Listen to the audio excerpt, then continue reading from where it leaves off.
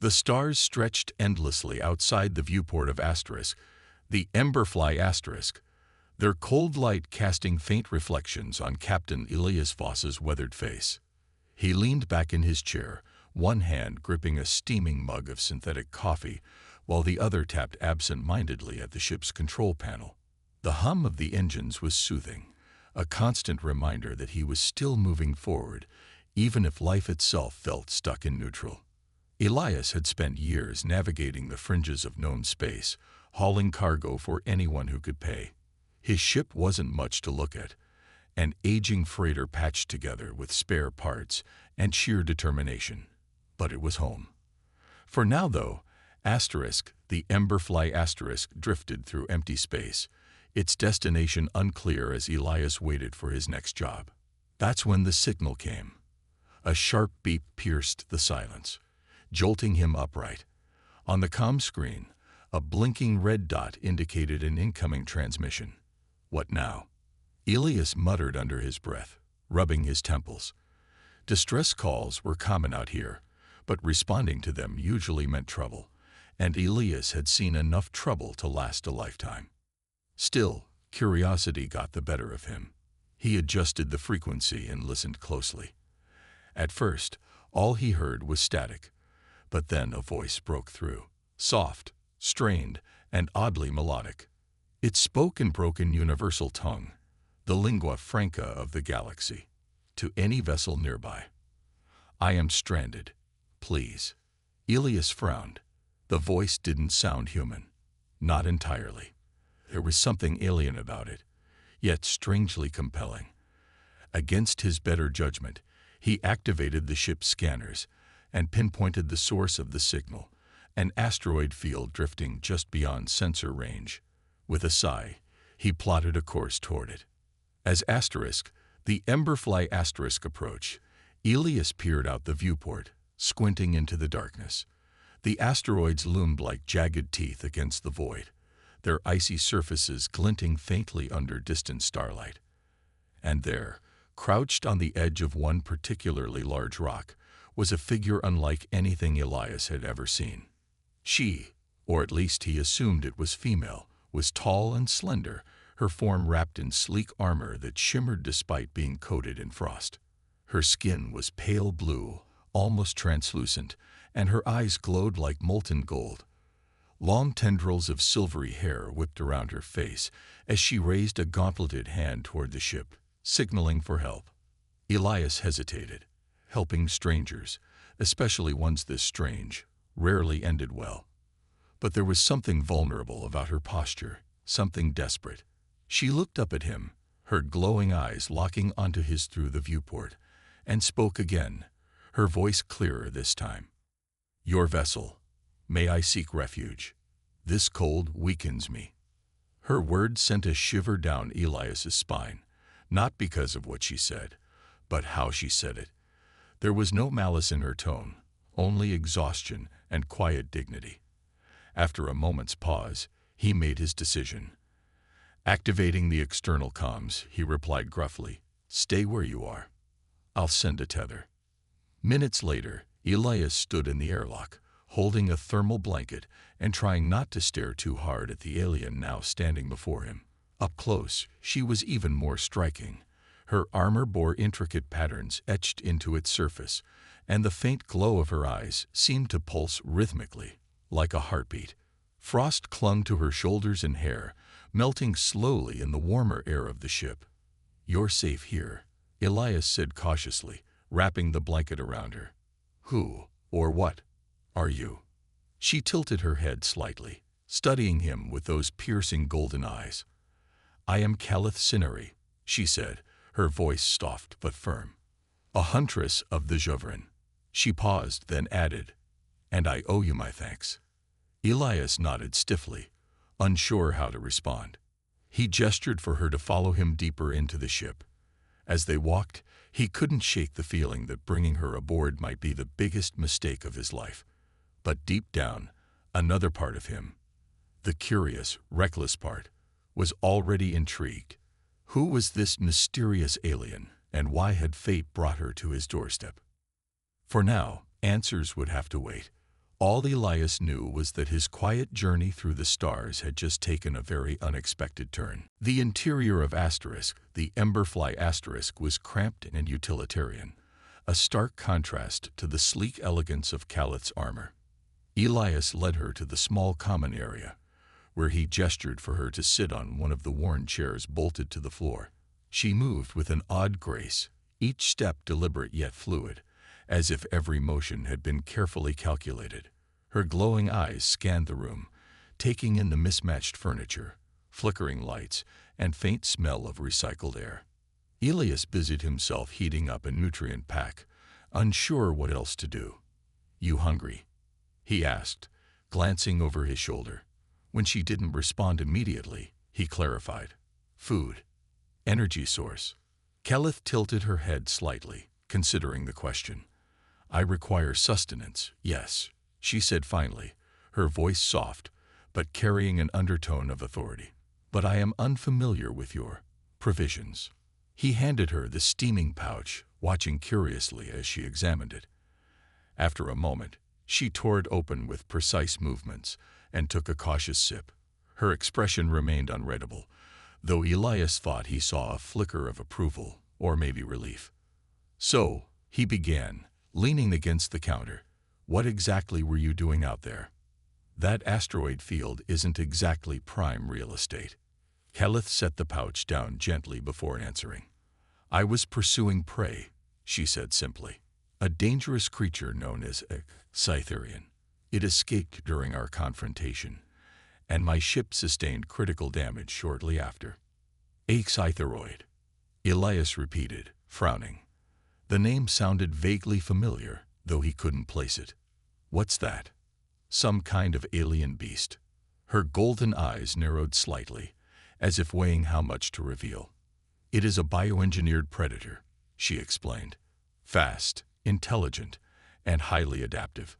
My people bred them centuries ago to assist in hunts, but this one, it has become something more, something uncontrollable."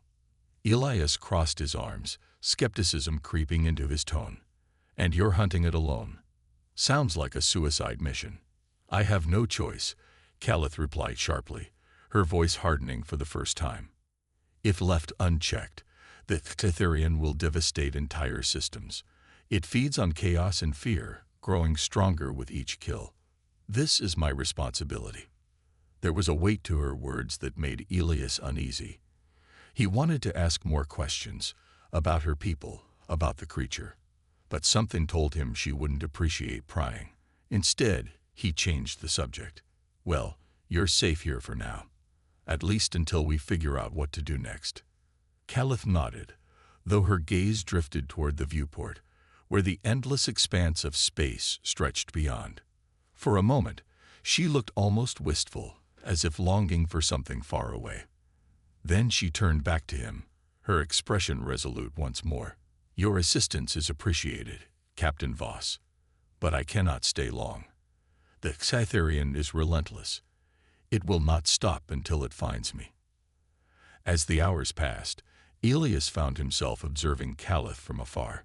She seemed content to remain quiet, occasionally inspecting the ship or repairing minor damages with surprising efficiency. Once, he caught her tinkering with a faulty panel in the engine room, her slender fingers moving deftly over wires and circuits. When he offered to help, she merely shook her head and continued working, leaving him both impressed and slightly irritated. Despite her reserved demeanor, Calith wasn't entirely unapproachable. During one late-night conversation, she surprised him by asking about his past.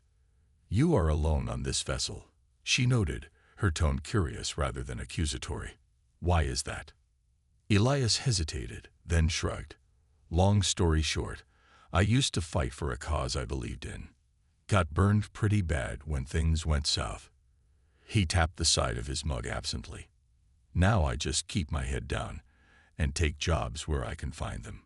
Calith studied him intently, her glowing eyes piercing through his casual facade.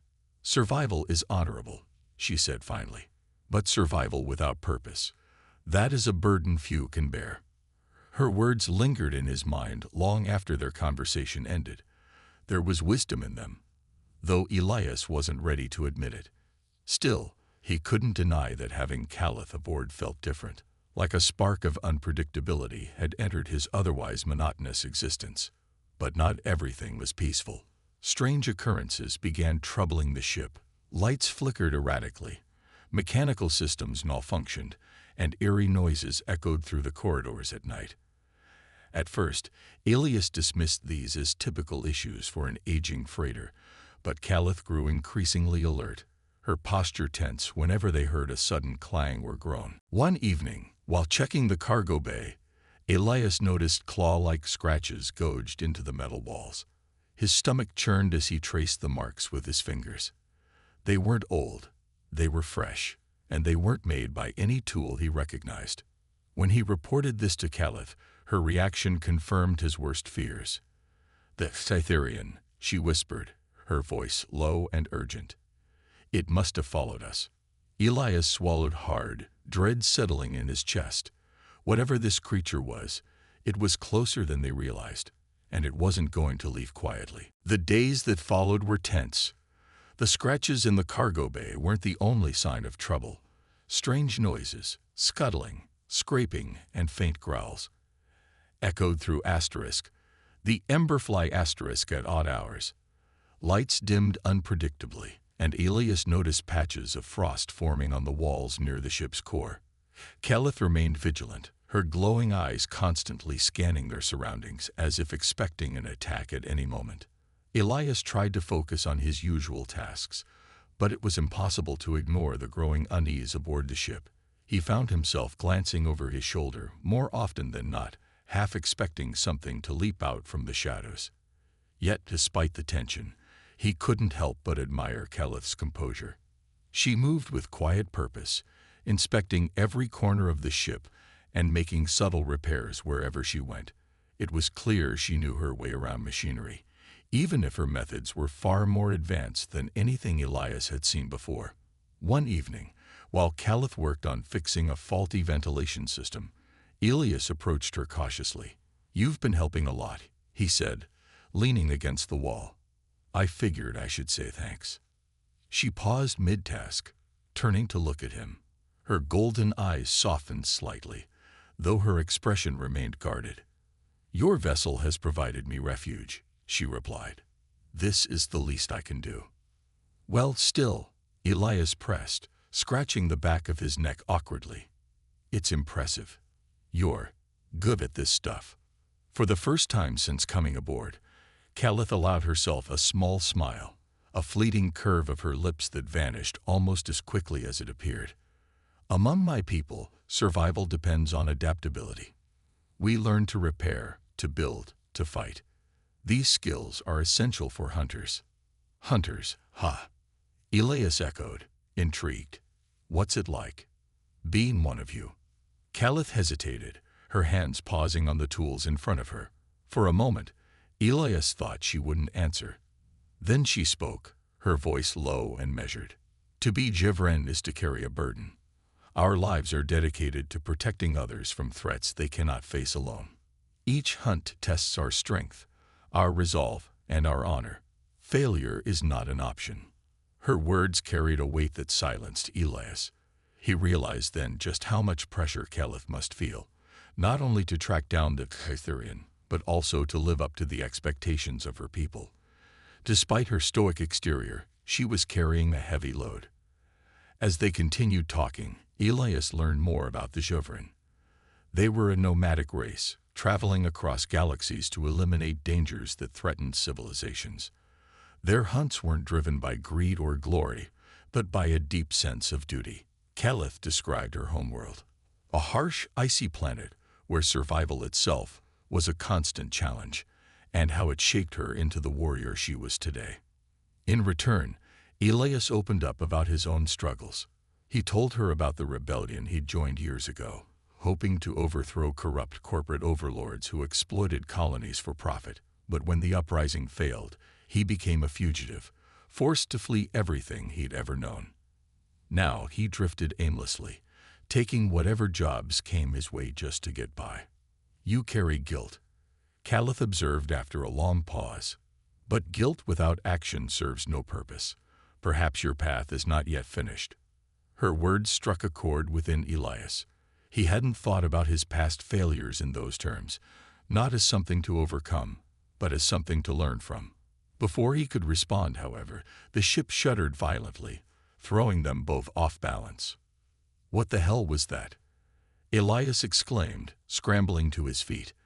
Alarms blared throughout Asterisk, the Emberfly Asterisk, and the lights flickered wildly. Calith stood swiftly, her demeanor shifting instantly from calm to alert. "The Cytherian," she said grimly. "It knows we're here." Together, they rushed toward the source of the disturbance, the engineering deck. As they entered, they were met with chaos.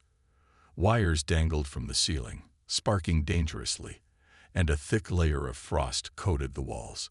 In the center of the room, claw marks gouged deep into the metal floor, leading toward the reactor core. "It's trying to sabotage the ship," Elias muttered, his heart pounding. "If it damages the core, we'll lose oxygen and power," Calith finished for him, her voice tight with urgency. "We need to act fast." Without hesitation, she began gathering materials scattered around the room. Tools, scraps of metal, anything she could use to fortify their defenses. Elias watched in awe as she worked, her movements precise and efficient. Within minutes, she had fashioned crude traps designed to slow the creature down. "This won't stop it permanently," Calith warned, "but it will buy us time. We need to draw it away from critical systems." Elias nodded, determination replacing his earlier fear.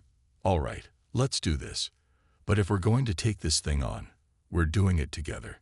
Calith met his gaze, her golden eyes blazing with resolve. "Agreed." For the first time since meeting her, Elias felt a spark of hope. Whatever lay ahead, they would face it side by side. The engineering deck was eerily quiet as Elias and Calith prepared for what lay ahead. The makeshift traps Calith had assembled were strategically placed around the reactor core, bundles of wires rigged to create loud sparks, shards of metal sharpened into crude spikes, and even a few canisters of coolant set to burst if disturbed. It wasn't much, but it was all they had. Elias tightened his grip on a heavy wrench he grabbed from the toolbox, trying to ignore the cold sweat forming on his palms. "You sure this is going to work?" he asked, glancing at Calith. She adjusted the final trap with practiced precision, her movements calm despite the tension in the air. "It will slow the Cytherian down," she replied. "But remember, speed alone won't save us. This creature thrives on fear. If we panic, it grows stronger." Her words did little to reassure him. "Great," Elias muttered under his breath. "So basically, we're dealing with a monster that gets off on making us freak out." Calith gave him a sharp look. "Fear is natural, but you must control it. Focus on your purpose, to protect yourself, your ship, and those who depend on you." Elias nodded reluctantly. He didn't like the idea of facing something so dangerous, but backing down wasn't an option either. Taking a deep breath, he stepped back and surveyed their defenses one last time. "All right," he said firmly. "Let's lure it out." They moved cautiously through the corridors, heading toward the cargo bay where the claw marks had first appeared. Every step felt heavier than the last, the silence pressing down on them like a physical weight. The dim lights cast long shadows along the walls, making every flicker seem ominous. Elias kept his eyes peeled for any sign of movement, while Calith remained alert, her hand resting lightly on the hilt of a jagged blade strapped to her side. When they reached the cargo bay, the scene before them sent chills down Elias's spine. Shredded crates littered the floor, their contents spilled across the metal grating. Frost spread outward in uneven patches, glistening faintly in the low light. And there, near the far wall, was a pulsating mass of organic residue, bioluminescent tendrils writhing slowly, as if alive. "What is that?" Elias whispered, his voice barely audible. "It's part of the Cytherian," Calith explained grimly. "Its body sheds fragments to adapt to its environment. These remnants act as sensors, allowing it to track prey." As if on cue, The tendrils twitched violently, glowing brighter. A low growl reverberated through the room, sending shivers up Elias's spine. Then, without warning, the creature emerged from the shadows. The Caesarian was unlike anything Elias had ever seen or wanted to see again. Its sleek, serpentine form rippled with muscle, covered in iridescent scales that shifted colors depending on how the light hit them. Rows of razor-sharp teeth lined its elongated jaws, and multiple glowing eyes blinked rapidly along its head, each one locking onto its prey with predatory focus. Most unsettling of all was the way it moved, fluid yet unnatural, as though it could change direction instantly. "Stay calm," Caliph warned, stepping forward slightly. Her voice was steady, but Elias could see the tension in her stance. She raised her blade, positioning herself between the creature and Elias. "We need to draw it toward the traps." The Exatherian let out a guttural roar, its body coiling tightly as it prepared to strike. Elias gripped his wrench tighter, his heart hammering in his chest. When the creature lunged, Caliph moved with incredible speed, slicing at its flank with her blade.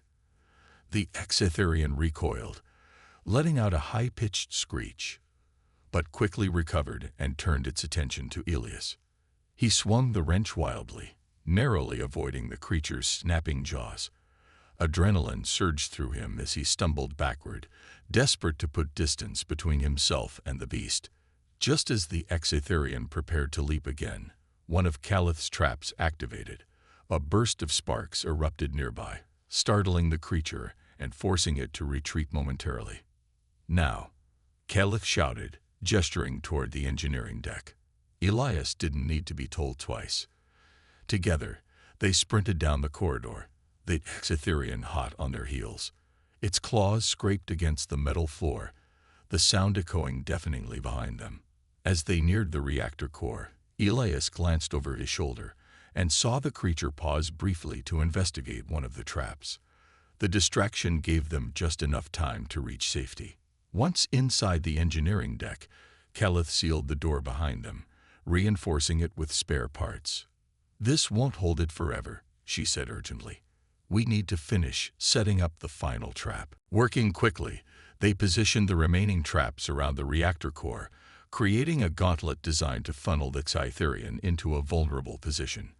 When they finished, Caliph turned to Elias, her golden eyes blazing with determination.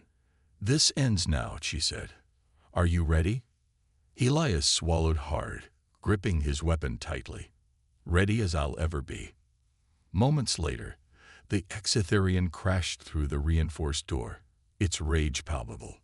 The fight that followed was chaotic and brutal, testing both their strength and resolve. But even as the odds seemed insurmountable, Elias found himself drawing courage from Caliph's unwavering resolve. Together, they fought not just for survival, but for the hope of defeating the darkness that threatened to consume them. The battle in the engineering deck was a blur of motion, sound, and adrenaline. The Exatherian lunged with terrifying speed, its claws slashing through the air as it sought to tear apart anything in its path. Caliph moved like liquid fire, her blade flashing in sharp arcs as she countered the creature's attacks. Each strike she landed forced the beast to recoil momentarily, but it recovered quickly, its glowing eyes burning with primal fury. Elias fought alongside her, wielding his wrench like a club. Though he lacked Caliph's precision and grace, his blows were heavy and desperate, driven by sheer willpower. When the Cytherian turned its attention to him, snapping its jaws mere inches from his face, Elias swung wildly, landing a solid hit on its snout. The creature let out an ear-splitting screech, stumbling back just long enough for Caliph to drive her blade deep into its side. But the victory was short-lived. The Exatherian thrashed violently, knocking Caliph off her feet and sending her weapon skittering across the floor. Elias rushed to help her, only to find himself cornered as the creature advanced, its massive form blocking any escape route. Panic surged within him, and he could feel the weight of Caliph's earlier warning pressing down. Fear fed this monster. "Elias!" Caliph shouted, her voice cutting through the chaos. She tossed him something small and metallic, a fragment of one of her traps. Use this. Aim for its eyes. He caught it instinctively, his hands trembling as he hurled the shard toward the creature's glowing orbs. It struck true, embedding itself in the Scytherian's left eye. The beast roared in agony, thrashing wildly as sparks erupted from nearby traps triggered by its movements. Seizing the opportunity, Calith retrieved her blade and delivered another precise strike, this time targeting the base of its tail. The Scytherian staggered, clearly weakened but far from defeated. Its body began to shimmer unnaturally, its scales shifting colors as it adapted to their tactics. Elias realized with growing dread that they couldn't keep this up forever. The creature was learning, evolving, becoming more dangerous with every passing second. "We need to finish this now," Calith yelled, her voice strained. She glanced at the reactor core behind them, her expression darkening. "Or we'll lose the ship and our lives." Before Elias could respond, the Scytherian lunged again, forcing them to dive in opposite directions. As Elias scrambled to his feet, he noticed something odd about the creature's behavior. It seemed almost familiar with Calith. Its attacks weren't random. They were calculated, as if anticipating her every move. And then it hit him. "You knew this thing," Elias accused, his voice rising over the din. "Didn't you?" Calith froze mid-motion, her golden eyes locking onto his. For a moment, there was no sound except the low growl of the Scytherian circling them. Then, reluctantly, she nodded. "Yes," she admitted, her voice barely above a whisper. "It was once my companion." Elias stared at her, disbelief and anger warring within him. "Your asterisk companion asterisk. You mean this monster used to work with you? What happened? Did you get tired of playing nice?" "It's not what you think," Calith snapped, her composure cracking for the first time. "The Scytherian was bred to assist me in hunts. We shared a bond, a connection. But when it was exposed to experimental enhancements designed to make it stronger, faster, it changed. It became uncontrollable. I failed to stop it before it escaped. And now," her voice trailed off, filled with guilt and sorrow. Elias wanted to stay angry, to accuse her of hiding such a crucial detail, but the pain in her eyes stopped him. Whatever mistakes she'd made, she was paying for them now, in blood, sweat, and sacrifice. "We don't have time for this," Calith said finally, shaking herself out of her momentary vulnerability. "If we don't end this here, it will destroy everything." Reluctantly, Elias nodded. They had no choice but to trust each other, even with secrets hanging between them. Together, they devised a final plan. Lure the Scytherian closer to the reactor core and use its own strength against it. Calith would draw its attention while Elias activated the coolant system, flooding the area with freezing gas. If they timed it right, the sudden temperature drop would incapacitate the creature long enough for them to eject it into space. As they prepared, Elias couldn't shake the feeling that this might be their last stand. But looking at Calith, her determination unshaken despite the weight of her past, he found a flicker of hope. Maybe redemption wasn't just for people. Maybe it was for creatures like the Scytherian too.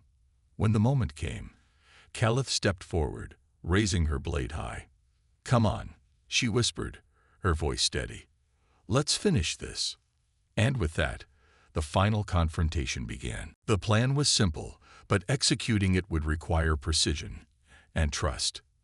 Calith moved first, stepping boldly into the Scytherian's line of sight. Her blade gleamed faintly in the dim light as she raised it high, her golden eyes locked onto the creature's glowing ones. "Come," she commanded, her voice sharp and commanding. "Face me." The Scytherian let out a guttural roar, its body coiling tightly before launching itself toward her with terrifying speed.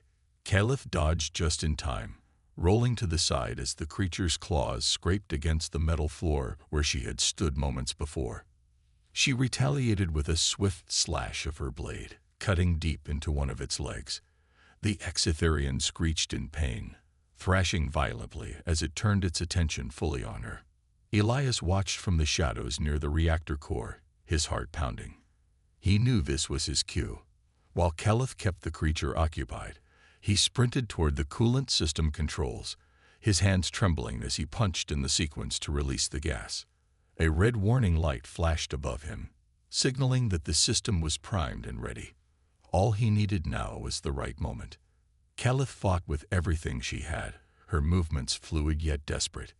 Each strike she landed forced the Titherian to stagger back, but it recovered quickly, its adaptive abilities making it more resilient with every attack. Its scales shimmered unnaturally, shifting colors as it prepared for another assault. Elias could see the strain on Keleth's face. Her strength was fading, and if they didn't act soon, the creature would overwhelm them both. "Keleth," Elias shouted, drawing the creature's attention momentarily. When its glowing eyes flicked toward him, he activated the coolant system. A hissing sound filled the room as freezing gas poured out from vents along the walls, spreading rapidly through the air. The temperature dropped instantly, frost forming on every surface. The Titherian roared in confusion, its movements slowing as the cold began to take effect. Its sleek, iridescent scales dulled, and its once fluid motions became sluggish. Keleth seized the opportunity, driving her blade into its exposed flank with all her remaining strength. The creature let out a final, ear-splitting screech before collapsing heavily onto the icy floor, its massive form shuddering as it succumbed to the freezing temperatures. For a moment, there was silence. The only sounds were the soft hum of the ship's systems and their ragged breathing. Elias leaned against the wall, his legs threatening to give out beneath him. Keleth stood over the incapacitated Titherian, her chest heaving as she stared down at the creature that had once been her companion. There was no triumph in her expression, only sorrow. "It's done," Elias said finally, breaking the quiet. His voice sounded strange even to himself, raw and unsteady. Keleth nodded slowly, lowering her blade. "For now," she replied softly, "but we cannot leave it here. If it recovers, it will continue to hunt." Elias understood what she meant. They couldn't risk the Titherian escaping again, or worse, destroying the Emberfly in its weakened state. Together, they dragged the creature toward the airlock, their muscles screaming in protest with every step. Once inside, Keleth sealed the inner door and initiated the ejection sequence. As the outer hatch opened, exposing the Titherian to the vacuum of space, Elias felt a pang of unease. Watching the creature float away into the endless void was unsettling, not because he pitied it, but because it symbolized something larger. It was a reminder of how fragile control could be, how easily things could spiral out of hand. When they returned to the engineering deck, exhaustion settled over them like a heavy blanket. Keleth sank onto the floor, leaning back against the wall as she closed her eyes. For the first time since coming aboard, she looked truly vulnerable. "You saved us," Elias said quietly, sitting across from her. I'm sorry I doubted you earlier." Keleth opened her eyes, meeting his gaze. "You had every reason to doubt me," she admitted. "What I did, to create the Titherian, to lose control of it. I carry that guilt every day. But today, you gave me a chance to make amends." Elias shook his head. "You didn't just save the ship. You showed me something important, that sometimes doing the right thing means facing your past head-on, no matter how hard it is." Keleth smiled faintly, though sadness lingered in her expression. "Perhaps we have both learned something from this journey." They sat in companionable silence for a while, the weight of what they'd accomplished hanging between them. But as the ship drifted onward through the stars, Elias knew their paths would soon diverge. Keleth had fulfilled her mission. Now, it was time for her to move on. The next morning, the Emberfly felt different, quieter, lighter, as if the shadows that had haunted its corridors had finally lifted. Elias stood in the cockpit, staring out at the endless expanse of stars stretching before him. The ship's systems hummed steadily, a comforting contrast to the chaos they'd endured just hours earlier. But despite the calm, Elias couldn't shake the sense of loss lingering in his chest. Calith was preparing to leave. He found her in the airlock chamber, checking her gear one last time. Her armor gleamed faintly under the overhead lights, repaired and polished after their battle with the Xetherian. She looked every bit the huntress she claimed to be, strong, resolute, and ready to face whatever came next. Yet there was a weariness in her posture, a subtle reminder of the burden she carried. "You sure about this?" Elias asked, leaning against the doorway. His voice was casual, but his eyes betrayed his reluctance to see her go. Calith glanced up, her golden gaze meeting his.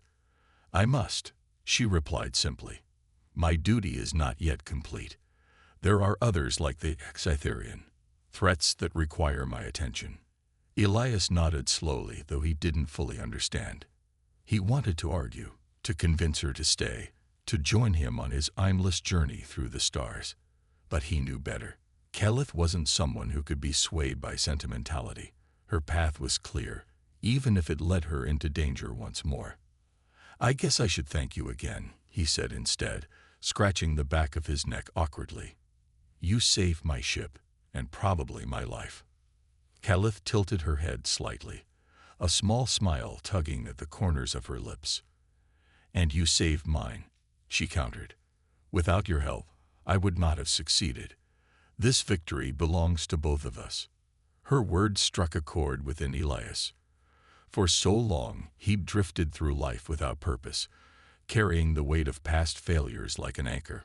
But Calith had shown him something else, a way forward, no matter how uncertain the road ahead might seem. "Take care of yourself out there," he said finally, his tone softer now. "The galaxy needs people like you. And it needs people like you too, Captain Voss," Calith replied, her voice steady but warm. "Do not underestimate the value of survival. You carry light, even if you cannot always see it." With that, she stepped into the airlock, sealing the inner door behind her. Moments later, the outer hatch opened, revealing the vast emptiness of space. Calith hesitated briefly, turning back to look at Elias one last time through the viewport. Their eyes met, and for a fleeting moment, Elias felt as though she was leaving behind more than just her presence aboard the ship. She was leaving behind a piece of herself, a spark of hope that would guide him forward. Then she was gone, disappearing into the void like a shooting star fading into the night sky. Alone once more, Elias returned to the cockpit, settling into his chair with a heavy sigh. The stars outside seemed brighter somehow, their light piercing through the darkness with renewed intensity.